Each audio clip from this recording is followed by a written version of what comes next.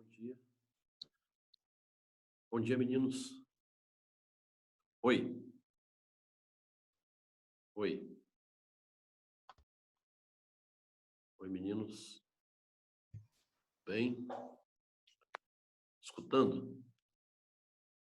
Estão me escutando? Sim, professor. Vocês lembram o que nós estávamos falando na aula passada? Cabeça ruim. Revolução Industrial. Tá. Então, vocês estão sabendo que nós vamos... O Felipe já falou para vocês, vamos ter prova, né? Então, vamos começar a usar a Revolução Industrial. E hoje vamos falar sobre a independência dos Estados Unidos, já falei. Então, vamos falar sobre a independência dos Estados Unidos. Vamos lá. Então, põe aí, título. Independência dos Estados Unidos. Independência dos Estados Unidos. Beleza? Em que século aconteceu a independência dos Estados Unidos? Final do século XVIII. Então, independência dos Estados Unidos, final do século XVIII. Né? Mais precisamente, a independência dos Estados Unidos aconteceu no dia 4 de julho de 1776. 4 de julho de 1776 acontece a independência dos Estados Unidos. Bom, se a independência dos Estados Unidos aconteceu no final do século XVIII, isso significa que a sua independência, foi inspirada em que ideias? Em que ideias? Se é século XVIII, nas ideias iluministas, né? Então, independência dos Estados Unidos, século XVIII, final do século XVIII, dia 4 de julho de 1776, né? A independência norte-americana, ela foi inspirada nas ideias iluministas. Tá. Antes de acontecer a independência norte-americana, na verdade não existia Estados Unidos.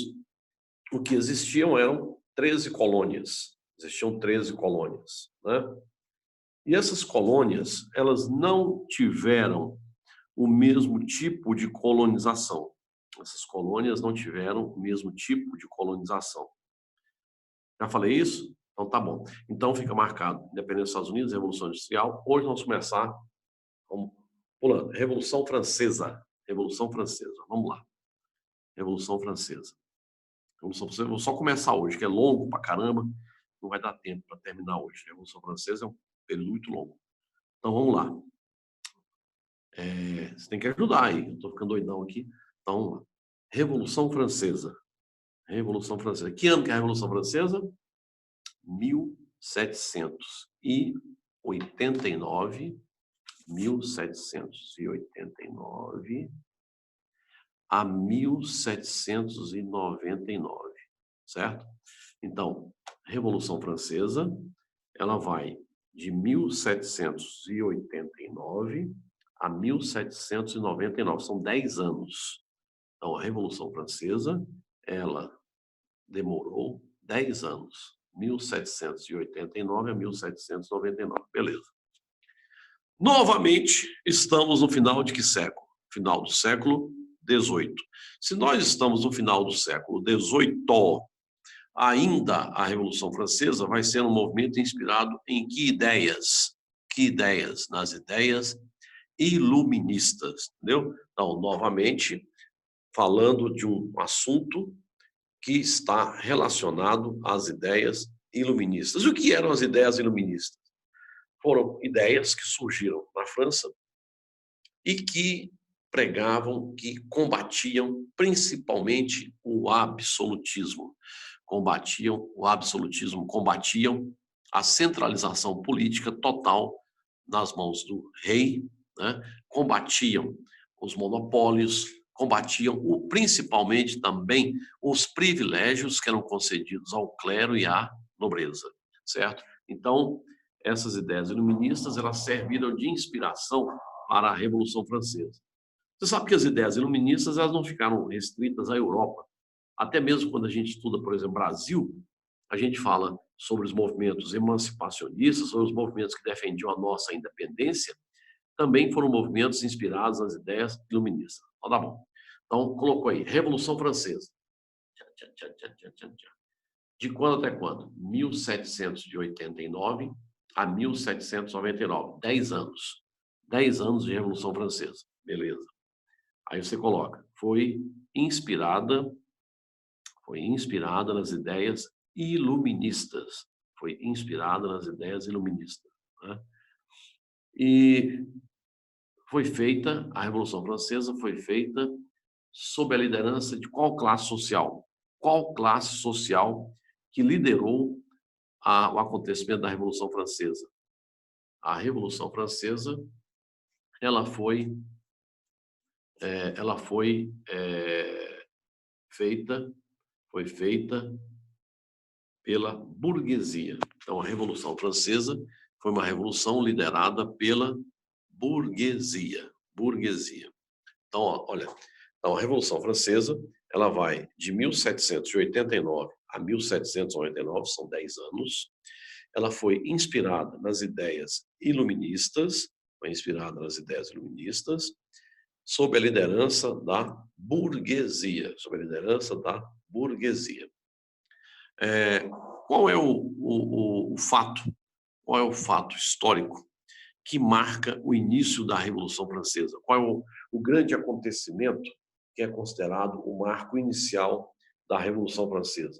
Foi a queda da Bastilha. Então, quando aconteceu a queda da Bastilha, se considera como o fato que marcou o início da Revolução Francesa. O que era a Bastilha?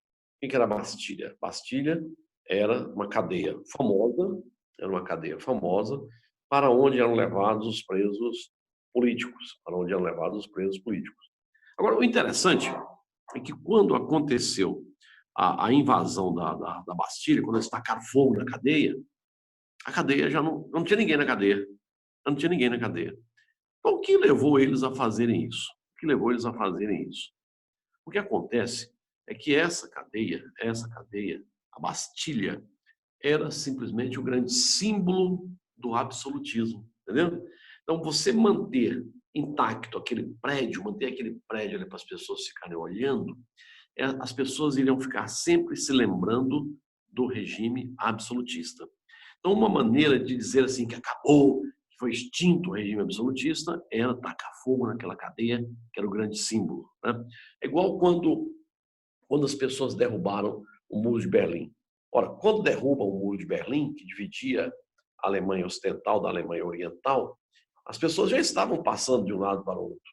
Mas derrubar o muro era derrubar um símbolo da divisão da Alemanha, entendeu? Era derrubar aquele símbolo do regime socialista. Então, por isso eles vão derrubar o muro, porque era um símbolo. Né?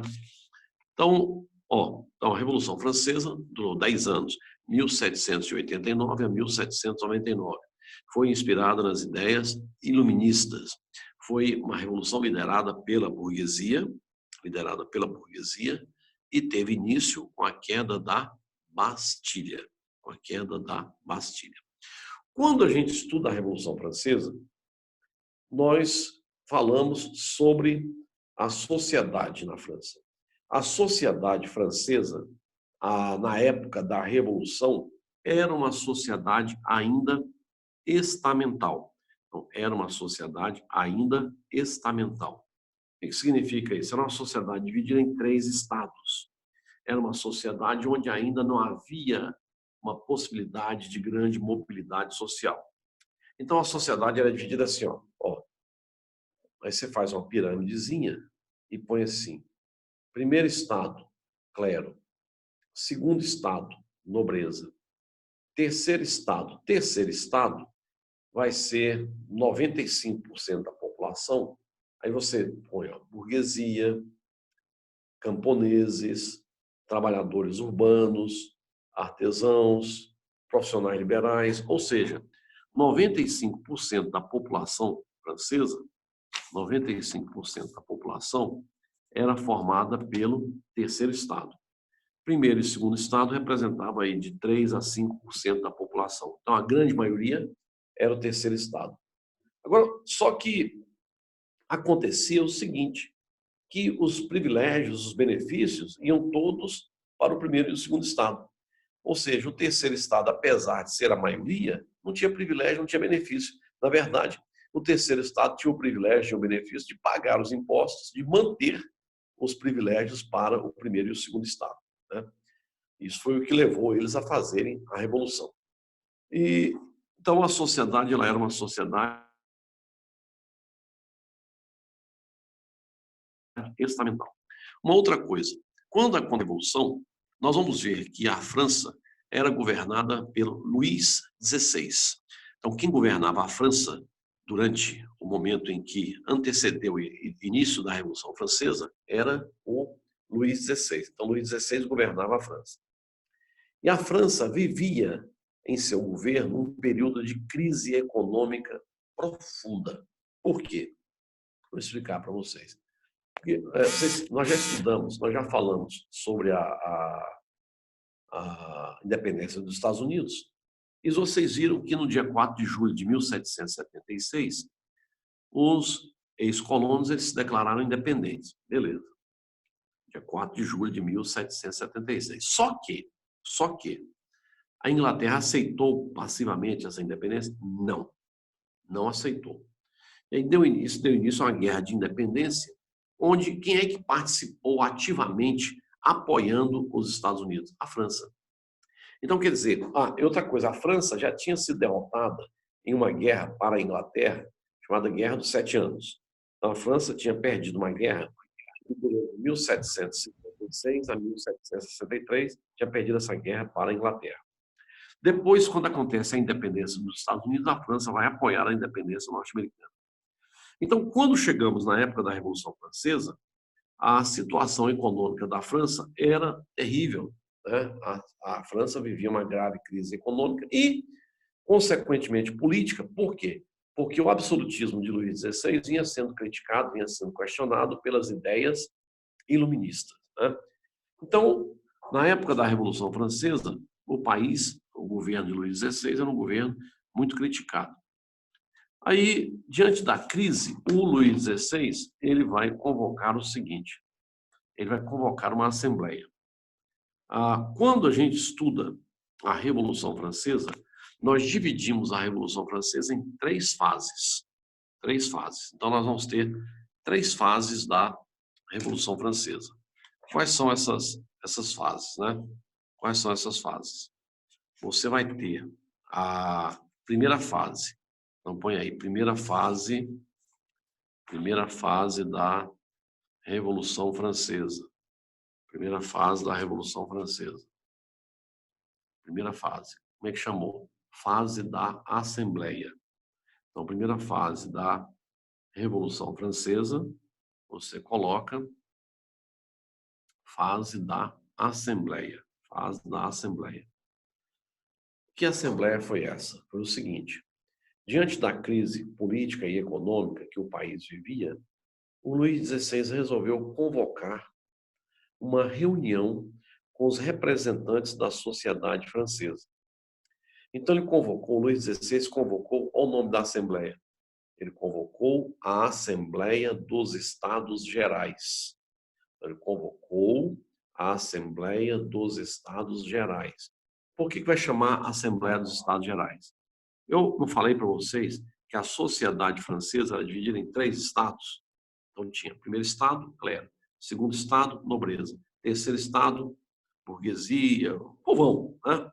Tinha a parte rica e a parte pobre no terceiro estado. Então, olha o nome da Assembleia, Assembleia dos Estados Gerais. Então, o Luís XVI ele convocou uma assembleia composta pelos representantes do primeiro estado, do segundo estado e do terceiro estado, certo? Então tá. Aí se reuniram, começaram a discutir, debater o que faz, o que não faz e tal, quais as atitudes a tomar para solucionar os problemas do país, para lá e tal. Bom. Aí discutiram, falaram, agora vamos votar. Agora vamos votar sobre quais as decisões que nós temos que tomar. Beleza. Mas aconteceu um problema, que o voto acabou sendo instituído um voto por estado. Como assim? Foi o seguinte, o primeiro estado tinha direito a um voto. O segundo estado tinha direito a um voto. E o terceiro estado tinha direito a um voto. Ora, chegamos na hora então do vamos ver, eu pergunto para vocês como é que sempre ficava o placar. Ora, o placar vai ficar sempre 2-1. Porque é o seguinte, o primeiro e o segundo estado queria fazer alguma mudança? Não, porque o clero e a nobreza só estavam tendo benefícios, só estavam tendo privilégios. Então, para eles, mudar para quê? Mudar para quê? Não. Então, os representantes do terceiro estado ficaram extremamente revoltados. Ah, peraí, não, mas nós queremos mudar, não vai mudar nada, não. Então, na hora da votação, eles eram derrotados. Acontece que eu falei para vocês que o terceiro estado era o quê? 95% a 97% da população. Então, foi quando os representantes do terceiro estado se retiraram, eles se retiraram da Assembleia, convocaram a população a fazer uma paralisação, um movimento de greve, e acabaram forçando o rei, que era o Luís XVI, vão forçar o rei a convocar uma outra assembleia. O rei, então, agora se viu obrigado a convocar uma assembleia constituinte. Para que serve uma assembleia constituinte? A assembleia constituinte, ela serve para elaborar uma constituição. E o que é uma constituição? Constituição é a principal, é a mais importante lei do país, né? Então, Luís XVI foi praticamente obrigado a convocar essa constituinte para elaborar e promulgar a primeira Constituição francesa. Quando foi? Em 1791, foi aprovada a primeira Constituição francesa. Ora, a partir do momento em que acontece a aprovação da Constituição, isso significa que acabou o que na França? O que vai acabar na França? Fim do absolutismo. Veja bem, o rei continuava no poder. Mas ele vai ficar com os poderes completamente limitados pela existência agora do quê? De uma Constituição. Então vai haver a aprovação de uma Constituição que vai servir para limitar os poderes do rei. Então acabou o absolutismo. Então lembra, na primeira fase da Revolução Francesa, como é que chamava? Fase da Assembleia. Na primeira fase, o rei foi obrigado a convocar uma Assembleia Constituinte, a Assembleia Constituinte que elaborou a primeira Constituição francesa, representando o quê? O fim do absolutismo. Então, na primeira fase, acaba o absolutismo.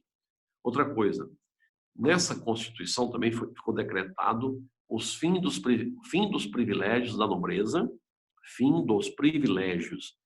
nobreza, e, além disso, confiscou o quê? Tomou, o Estado confiscou, tomou o patrimônio, os bens da igreja. A igreja católica, que era riquíssima, poderosíssima, ela perde seu patrimônio, ela perde seus bens. O Estado confiscou, alegando necessidades econômicas, então vai haver o confisco dos bens da igreja. Isso tudo vai estar acontecendo na primeira fase. Como é que chamava a primeira fase? Fase da Assembleia. E o que foi a fase da Assembleia? Foi uma fase onde foi uma reunião, a Assembleia foi uma reunião, a Assembleia dos Estados Gerais, uma reunião da sociedade francesa. A burguesia forçou o rei a convocar uma Assembleia Constituinte. Nessa primeira fase acaba o absolutismo, acabaram os privilégios da nobreza, foram confiscados os bens do clero. Outra coisa, qual vai ser a parte da burguesia que vai estar liderando essa primeira fase? Lembra, a primeira fase da Revolução Francesa foi liderada pelos girondinos. Quem eram os girondinos? Girondinos era a alta burguesia. Quando você se lembra que a primeira fase da Revolução Francesa foi liderada pelos girondinos, você já pode constatar o seguinte, que a primeira fase ela não foi uma fase radical, ela foi uma fase moderada, foi uma fase mais de boa. A Revolução Francesa vai se tornar radical na segunda fase. Na primeira fase não foi radical, certo? A primeira fase ela foi liderada pelos girondinos, ou seja, quem era alta burguesia, entendeu? Então, na próxima aula nós vamos estar continuando a falar das fases da Revolução Francesa. Falou? Um abraço, saudades de vocês. Até mais, pessoal. Tchau.